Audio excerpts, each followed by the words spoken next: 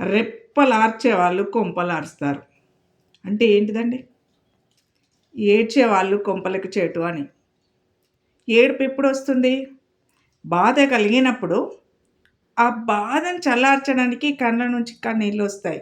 కొంత కుదుట పడతాం సరే. మరి కొందరు ఏం చేస్తారు? చీటికి, మాటికి, చిన్నదానికి, పెద్దదానికి పుట పుట పుట పుట కన్నీళ్ళు కారిపోతా ఉంటాయి. రెప్పలార్చేస్తుంటారు. ఇట్లాంటివంటి నమ్మండోయ్. ఈ రెప్పలార్చడం అనేది కొంపలార్చేస్తాయి. మనం గనక నమ్మి అది నిజమే అనుకుంటే అది బాధ గాదు. వాళ్ళు నాటకంలో పాత్రలాగా ఏడవడం నేర్చుకున్నారు. ఆటోమేటిక్‌గా వాటరొచ్చేస్తది. ఎందుకంటే ఏది ప్రాక్టీస్ చేస్తే సాధ్యం కానిదేముంది? ఆ విధంగా సాధ్యమైంది ఆ ఏడుపు, ఆ కన్నీళ్ళు. క్షణాలల్ల రెప్పలార్చేస్తారు. కొంపలు వార్చేస్తారు. మరి ఇది నిజమని నమ్మితే మనం మోసపోయినట్టే గదా! బాధ అనేదానికి కూడా అర్థం ఉంది. ఈ బాధ అని కలిగినది లేదు అని మనకు తెలుస్తదండి. ఒక వ్యక్తి బాధలో ఉన్నారంటే ఒక కన్నీళ్ళే కాదు. ఆయన బాడీలో ఉన్న హావభావాలన్నీ కూడా మారిపోతాయి. బాధ అంటే ఏంటి? మనసు బాధపడడం. అది మొహంలో కనిపిస్తది. ఒక కన్నీళ్ళే కార్చడం అనేది ఒక నటన.